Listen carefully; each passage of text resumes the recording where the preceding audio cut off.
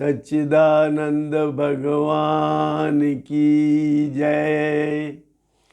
पिछले किसी एपिसोड में हमने कर्म योग की चर्चा शुरू की थी और हमने ये चर्चा की थी उसमें कि अपने अपने जो भी हम कर्म कर रहे हैं उन्हीं कर्मों के करते हुए हम मुक्ति प्राप्त कर सकते हैं, प्रोवाइडेड बशर्ते कि हम उन कर्मों के पीछे जो भावना है वो हम बदल लें।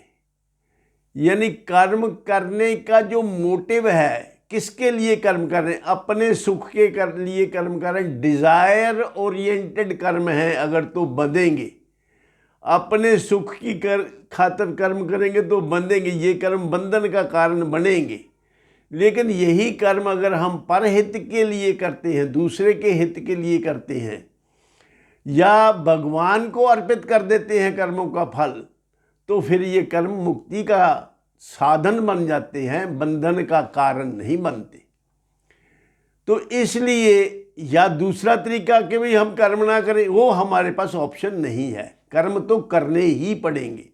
जब तक लाइफ है, जब तक जीवन है, कर्म हम छोड़ नहीं सकते। गीता जी के 3 अध्याय के 5वें मंत्र में भगवान ने कहा है, नाहि कश्चित क्षणमपि जातु तिष्ठत्य कर्म कृत कार्यते ह्यवशा कर्म सर्वः प्रकृति जैर्गुणः। गुणों के कारण, ये प्रकृति के गुण जो हैं, रजोगुण, तमोगुण, सतोगुण, इन गुणों के कारण हम कर्म ना करने कि हमारे पास कोई विकल्प नहीं है। अब वैसे भी कॉमन सेंस से सोचें तो श्वास लेना भी एक कर्म है और जीवन इटसेल्फ एक कर्म है, जीना भी एक कर्म है। कोई जीवन में किसी किसी के जीवन में ऐसी स्टेज भी आती है जब ये निर्णय करना पड़ता है कि मैं जीवन में जीता रहूं या मैं मर जाऊं। जीवन और मरण में एक चीज़ चुननी होती है। जब सुइसाइड करते हैं लोग तो वो मरना पसंद करते हैं, जीवन से ज़्यादा अच्छा उनको मरना लगता है, प्रेफरेंस मरने को देते हैं। तो जीना भी एक कर्म है, मरना भी एक कर्म है, श्वास लेना भी एक कर्म है।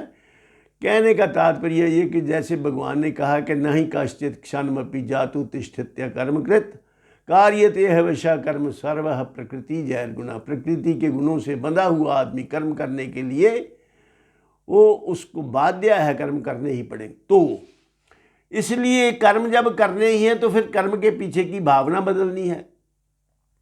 भगवान ने गीता जी के 12वें अध्याय में ये बताया है, ये तो सर्वाणि कर्माणि मयि सन्न्यस्य मत्परः अनन्यनैव योगेन माम ध्यानतोपास्ते तेषामहं समुद्धरता मृत्यु संसार सागरात् भवामी न चिरात पार्थ मैया वेशित चेत साम।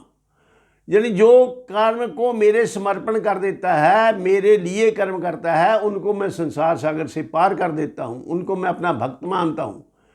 कर्म योग का जिसने आश्रय लिया, भगवान ने उसको अपना भक्त माना है और भगवान ने ये कहा है कि मैं उसको पार करने में देरी नहीं करता। किंतु जिसने कर्म सब मेरे समर्पण कर दिया,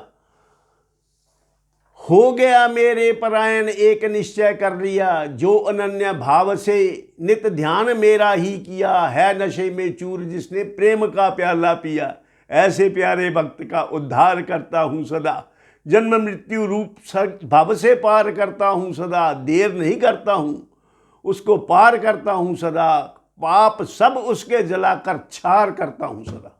उसके पापों को मैं जला के राख कर देता हूँ। भगवान कहते हैं उनको मैं देरी नहीं करता, उसको भवसागर से पार कर देता हूँ। तो इसलिए कर्म करते हुए भी आप मुक्ति की प्राप्ति कर सकते, और ये सबसे सरल मार्ग है कर्म। जो कुछ आप अपने जीवन में कर रहे हैं, कुछ तो आप अपनी लाइवलीहुड के लिए कर रहे हैं ना, वही कर्म करते रहो, उसके पीछे भावना को बदल दो। इससे आपका ये जन्म भी सुखी और अगला जन्म भी सुखी। तो इसलिए करना क्या है, न जग छोड़ो न हरि भूलो, कर्म कर जिंदगानी में, रहो दुनिया में यूं जैसे कमल रहता है पानी में। अटैचमेंट छोड़नी है, कर्म नहीं छोड़ने। ऐसा करने से आप यहाँ भी खुश रह सकते हैं और आपको मरने के बाद मुक्ति भी निश्चित प्राप्त होगी। सर्वे भवन्तु सुखिनः, सर्वे सन्तु निरामया, सर्वे भद्राणि पश्यन्तु, माँ कश्चित् दुःख भाग् भवेत्। ओम शांति शांति शांति ही।